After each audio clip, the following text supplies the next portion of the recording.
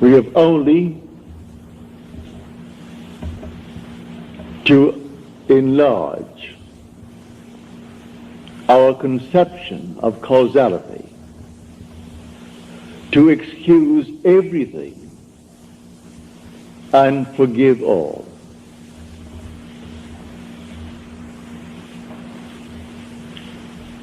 Now let me just state one little thought from Scripture first before we unfold it.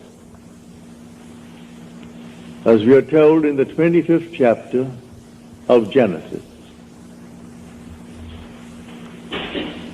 in your limbs lie nations twain, rival races from their birth. One the mastery will gain, the younger or the elder reign. The first one is the sense man. I'm now looking at this room and all within it, and that is the sense man. My normal apprehension of corporeal objects, just like this room and the contents, I call sense perceived.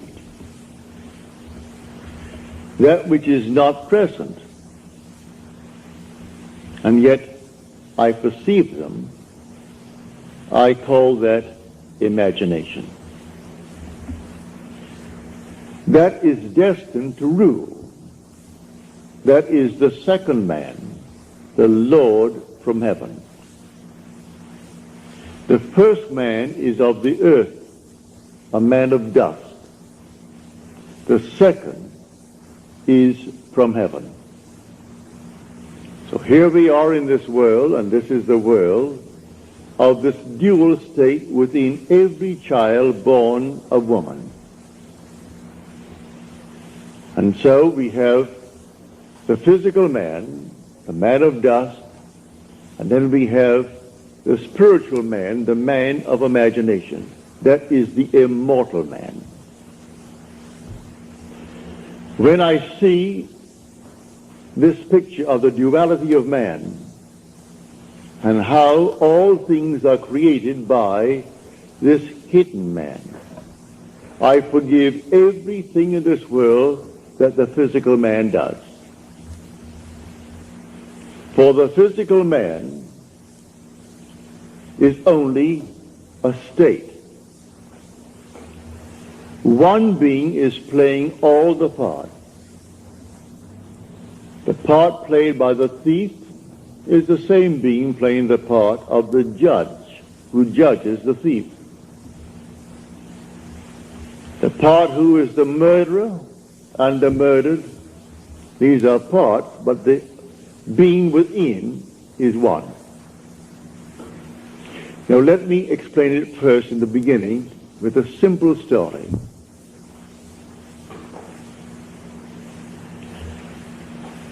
About 8 years ago, I was in New York for a month, and two of my brothers, Victor and Lawrence, came up and spent 2 weeks with me in New York City. They checked into the same hotel. They wanted to see everything they could within 2 weeks, and I bought them 14 shows. And sometimes they went even to an afternoon show. They wanted to see everything in the crowded 2 weeks. But the one thing my brother Lawrence wanted to see was the new presentation of Aida. Well, the papers said it was sold out from the very moment that it was stated, a new presentation. Same music, naturally. The same score, but new scenery, something new about it. And this captured the imagination of all opera lovers, and they all wanted to see Aida. The one thing he wanted to see was Aida. But the papers had huge big ads. Not one seat is available. Come down and buy seats for the other shows. And this was the old opera house around 40th Street and Broadway. It ran from Broadway to 7th, the old Metropolitan. So this morning we set out. I said, it doesn't really matter. I said, let us go. We have to go down and have lunch anyway. We will go and just see. We got there, and these huge big signs on the outside, no seats for AIDA available. And they were plastered all over the Metropolitan. I went in, and there were 3 lines leading towards the 3 windows, selling tickets for the entire season. And there was no seat for AIDA. I got into the first line. It was a very long line. Then I saw the 3rd line from me moving more rapidly than the 1st and the 2nd. So I moved over to that line. Then we all moved rapidly forward. As we got to the window, and seemingly no hope of getting tickets, but before I left my hotel room, I simply assumed that I had the tickets for my 2 brothers. I didn't want to go. They wanted to see it. So I assumed that I gave them the tickets. I got into this line and we moved rapidly towards the window. As we got there to the window, a tall, blond man, he was about, he must have been 5'11", he must have been about 6'4". He stretched his hand up over my head and diverted the ticket seller as he asked a question, while one in front of me is buying seats not for AIDA, because that's completely sold out.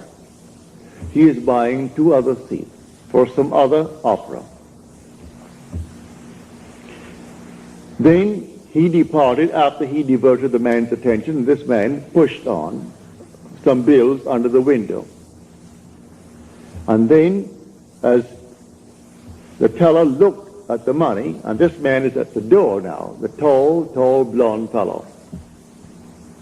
And he gave this man the ticket, and then suddenly he said, well, he only gave me $3. He should have given me, and he mentioned the money he should have given me. At that, he was bewildered. The teller was bewildered. I turned around and I screamed at that tall blonde. I said, sir. I screamed so loudly he couldn't stop but be attentive. He turned around and I said, come back here. You're wanted. He came back like a little child being led by the nose. He came back and he said, what's wrong? And the man said, this is all that he gave me. 2 $1 bills. He said, oh no, you didn't. He gave you 2 10s. Then I said, no, you didn't. I was standing right here. I saw what you did. You gave him 2 $1 bills. That's all that you gave him. The man is flabbergasted. He was so completely dumbfounded, he didn't know what to do. I said, I am standing here. I saw exactly what was done. Then he opened up his purse, and here was a stack of 1s, and he had a $20 bill and 2 10s. He said to the man, when will you discover your mistake? Because I gave you 2 10s. And the man said to him, at the end of the season. And with that, it was closed. And the man then took out the money and paid for the ticket and took back his 2 1s. Then I said to him, I want 2 seats for AIDA tonight. And I want them in the horseshoe circle. I want them center. He said, yes, sir. And he took from what is called the VIP. They always keep a few out though the house is sold out, they always keep a few seats for those who are coming, called the very important people. Well, I am certainly not a very important person. But I saved him from the loss of $20. And he quickly took the 2 seats out and said to me, $20. I gave him the $20, went back and gave the 2 seats to my brothers. Now, a state called a thief. These 2 men have chosen to be thieves in their world. They're con men. It's perfectly all right. God made everything for its purpose, even the wicked, for the time of trouble.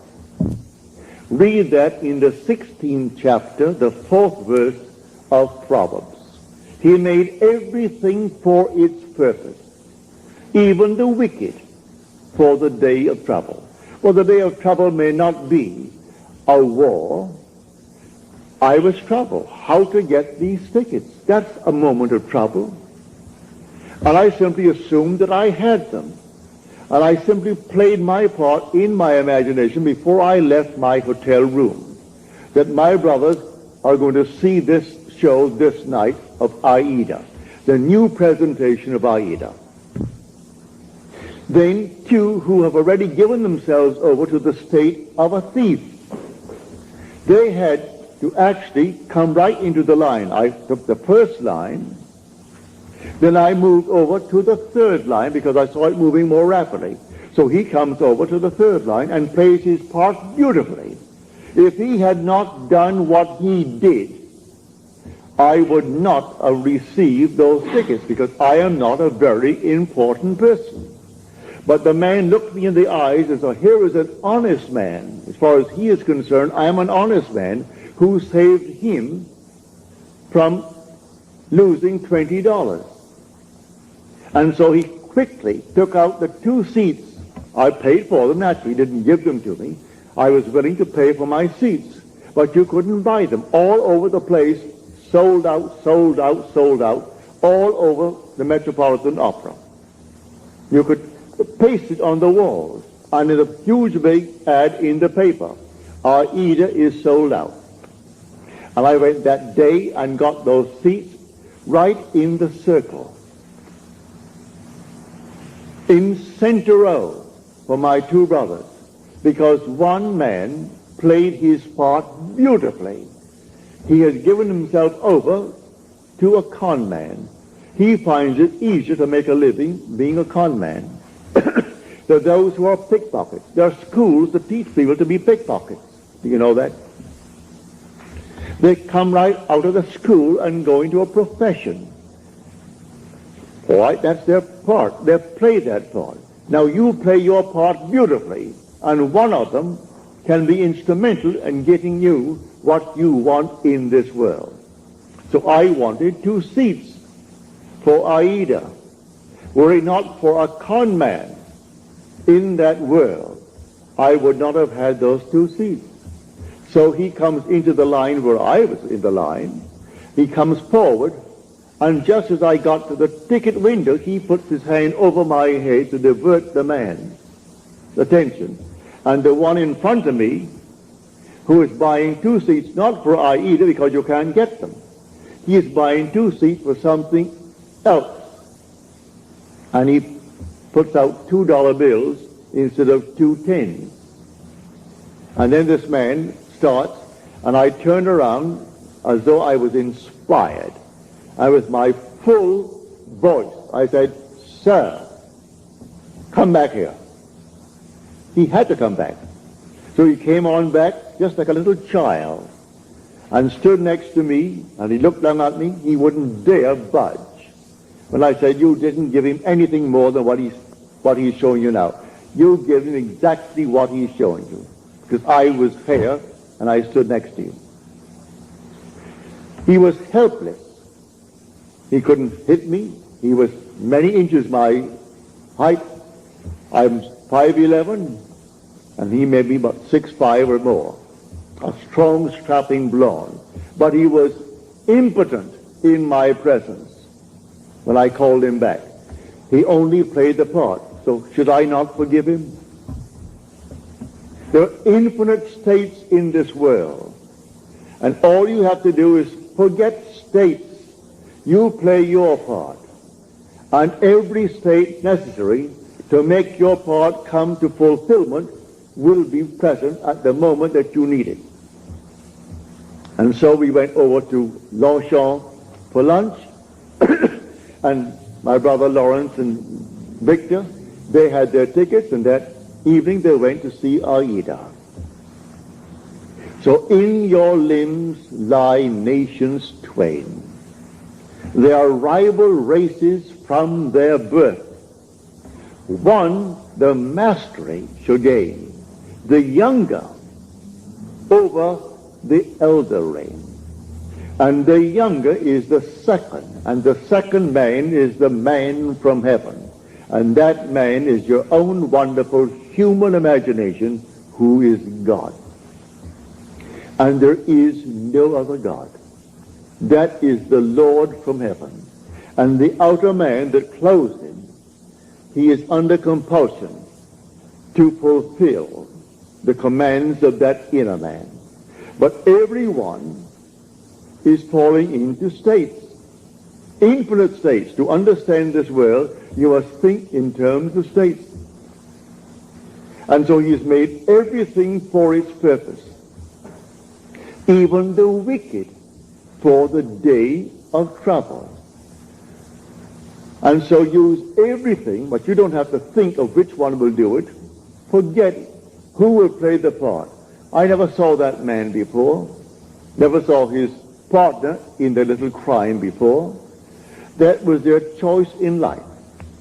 There are those who have chosen to be pickpockets for the rest of their lives. So if they're caught in the act, all right, that's part of the game. They've chosen that part to play. There are those who have chosen their part to play, like Mr. Hoover, who just departed this world. He chose that part. And there are others who chose other parts. Either wisely or unwisely, we fall into these things. But when the inner man begins to awake, he selects his part wisely. It's entirely up to us. So I tell you, everything in this world that you want to be, you can be, if you know that there are only states.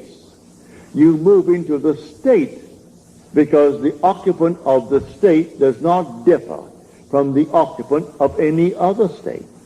The one who played the part that day of the con man to get 2 tickets for $2 instead of $20 and go on the street and sell them for $15 and make himself a quick few bucks.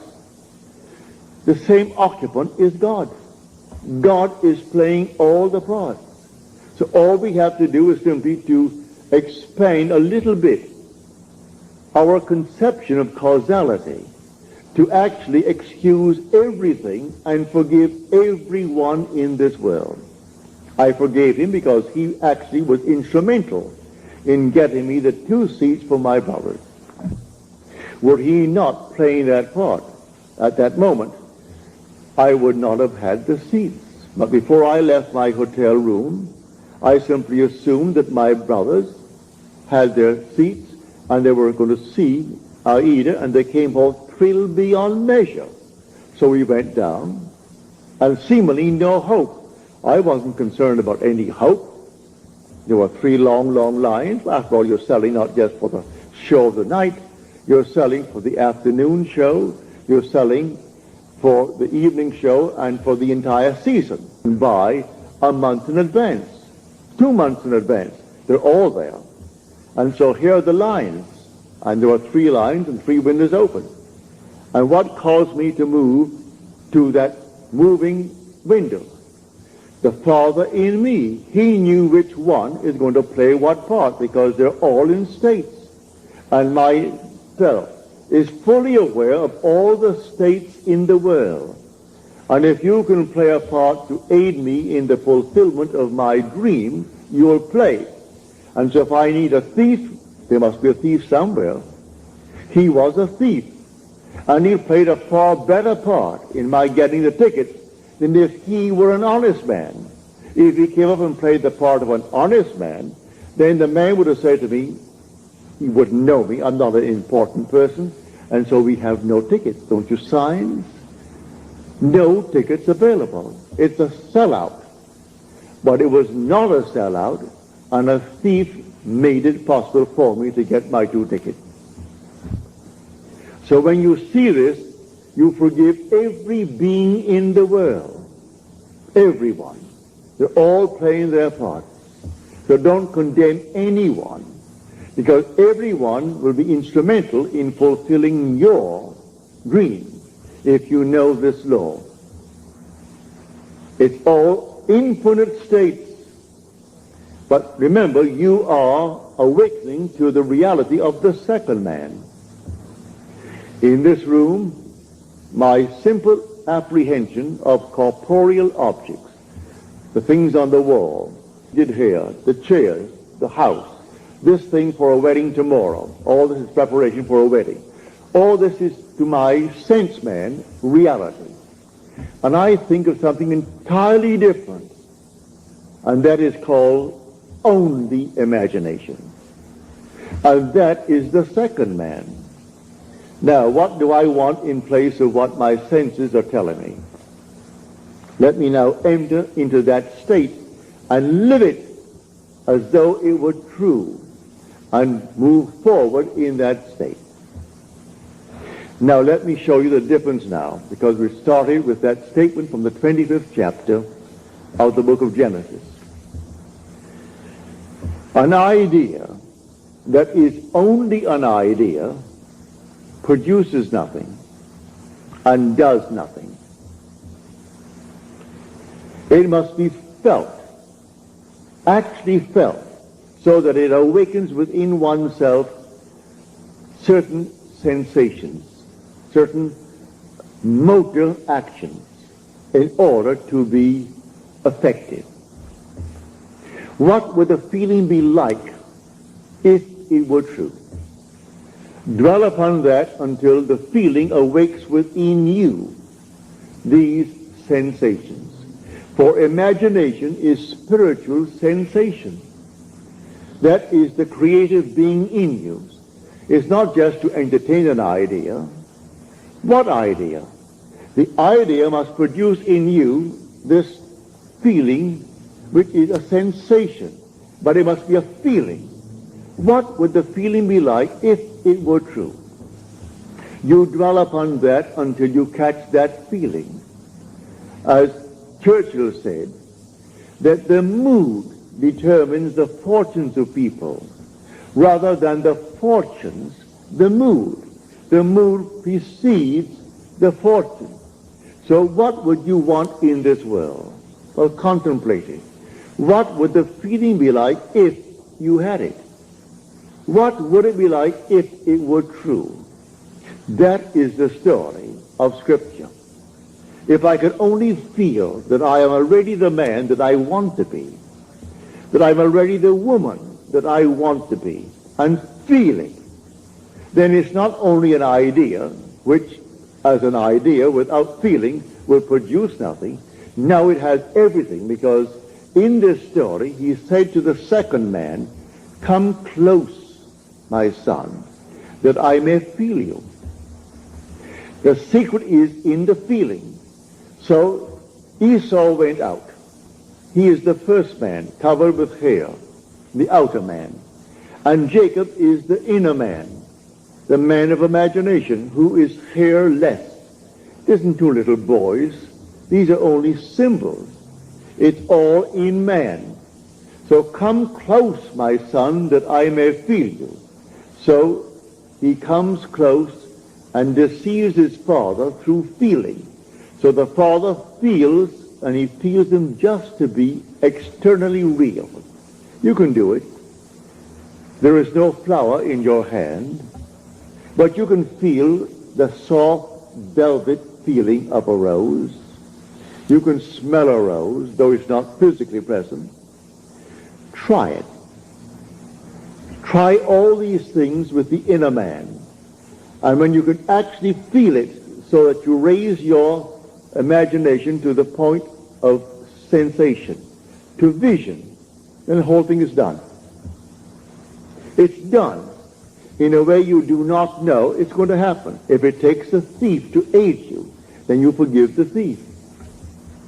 Should I not forgive that man who tried to rob that teller of $20 when he did for me what no one else could do?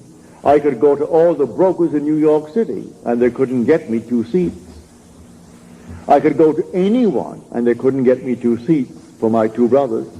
And I wanted them to have the joy of seeing the new presentation of Aida. So I went myself prepared in my imagination that I had 2 seats. And it took a thief to be instrumental in getting me the seat. Should I not forgive him for the part he played? He went to the door, this tall giant of a man, looked back at me, but he wouldn't have the courage to come up and slap me. There was something in me that dwarfed him in his own mind's eye. So in spite of his height and his bigness and his strength, he couldn't dare strike me, for I was speaking from a different level of consciousness altogether. So I didn't condemn him. He played the part he had to play, and by playing it, I got the seats.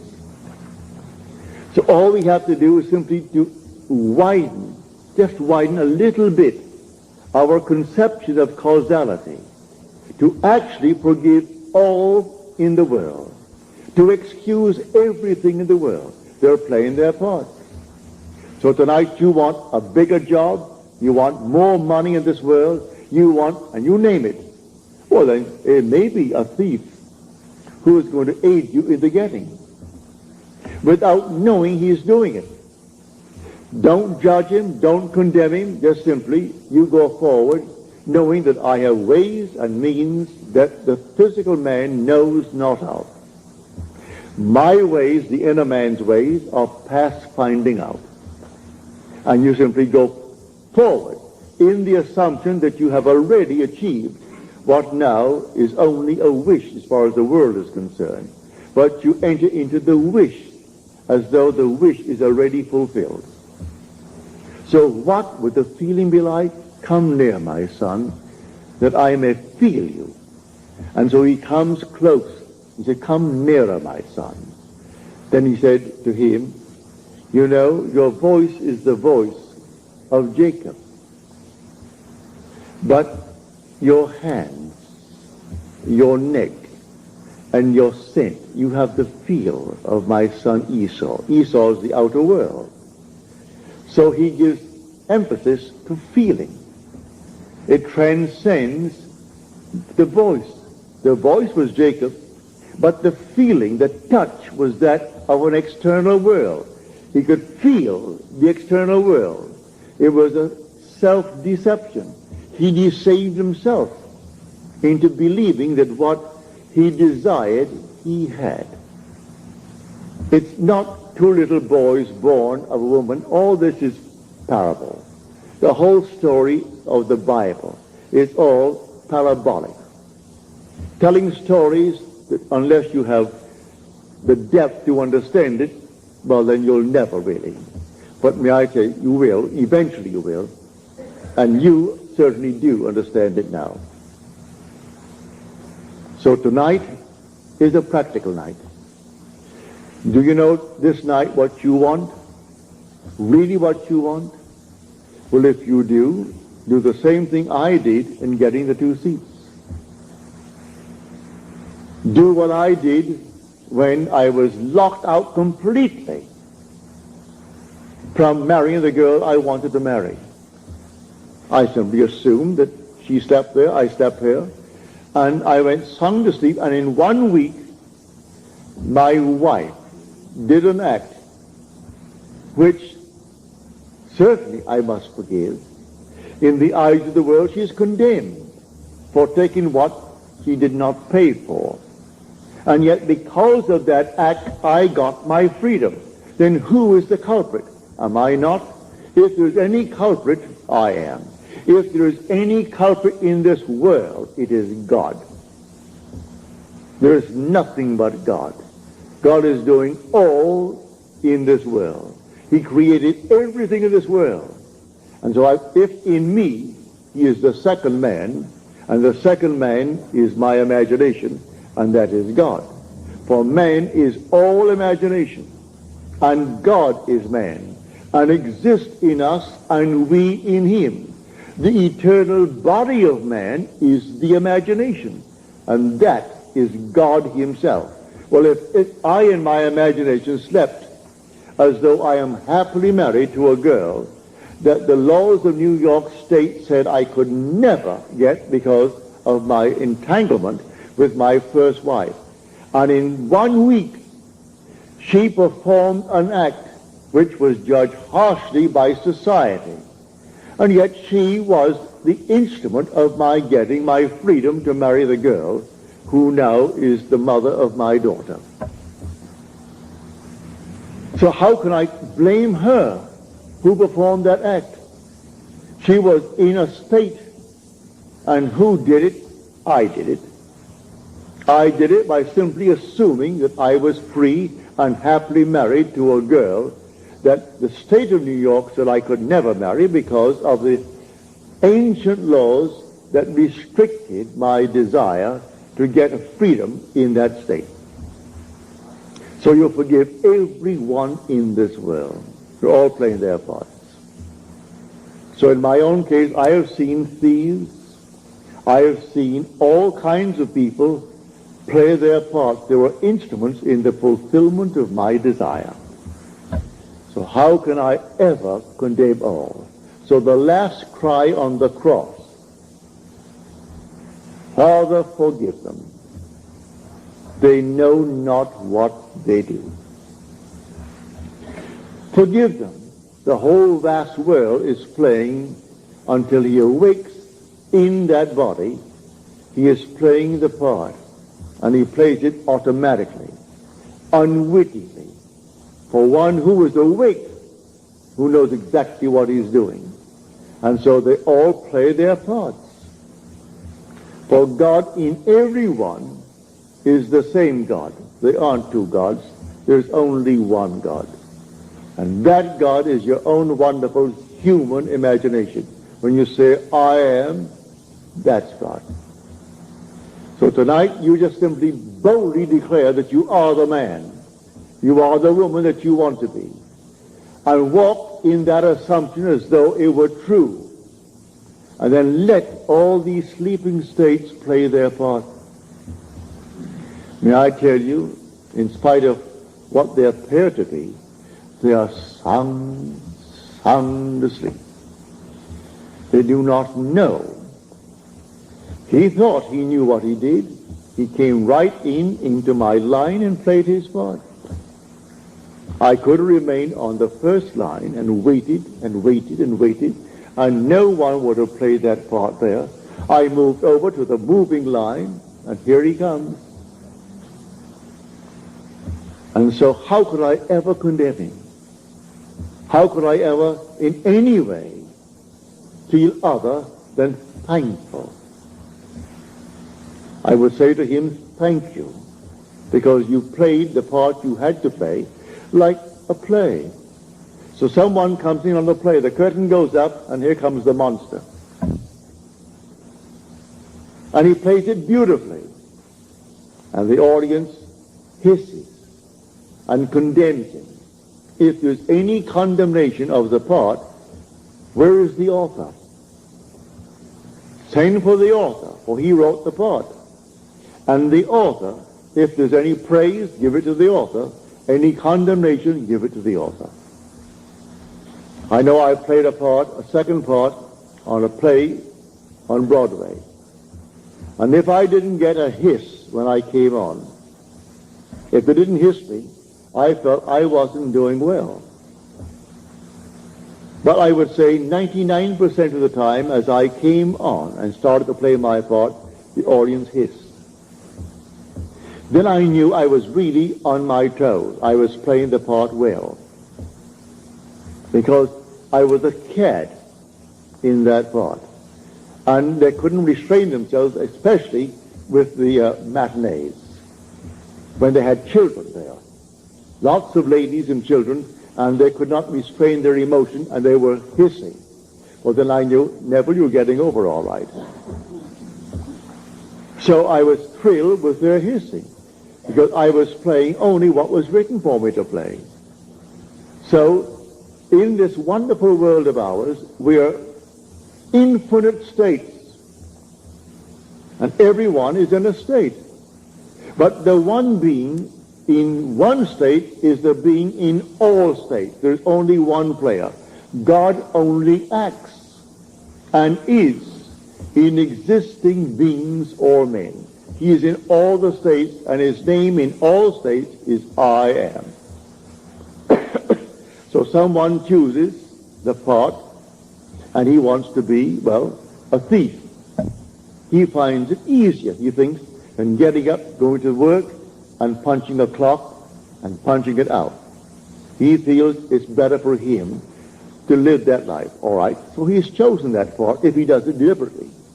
Or he might have fallen into it through habit of others, and then it's unwittingly. All right, but he will also pay the price. That is the thing he has to consider. He'll pay the price because the part has a price with it. But in spite of that, he can be used in the fulfillment of your dream. Now, many of you have had, from your letters, dreams of death recently. May I tell you, it's a healthy, healthy sign. Dreams are egocentric. You cannot grow and not outgrow in this world. To outgrow is to die. You die to one state and you move into another state. So anyone dreaming of death, many of you have dreamt of my death numberless times. As Paul said, I die daily. Every day he grows. If he did not die every day, well, then he didn't grow that day. So death, when you see yourself buried, or you see yourself in a coffin, or you see these things in your dream, is only a beautiful symbol of your growth. You are growing, that's why you see yourself buried, why you see yourself in a tomb. It's simply an expansion of consciousness. So you die to one state of consciousness as you enter a greater state of consciousness. So when people see themselves dying, or others say you're dead, it has nothing to do with a little physical body, because you don't die anyway. Not really, for nothing dies. It's always an expansion, an expansion, an expansion. So when you do see yourself being buried, give praise. You have died to your former beliefs. And these archaic concepts that you entertain, which only enslave you, when now someone introduces you to a new idea, and you toy with the idea of accepting it, but you resist it for a while, then suddenly you see your body being entombed. It means it's gotten hold of you. These new ideas that will call you to an expansion of yourself. And so the old man dies that the new man may live. A seed must fall into the ground and die before it can be made alive. If it does not fall into the ground and die, then it cannot bring forth fruit. It simply remains what it was before. So if it dies, it bears much fruit. So don't be afraid of any vision of death.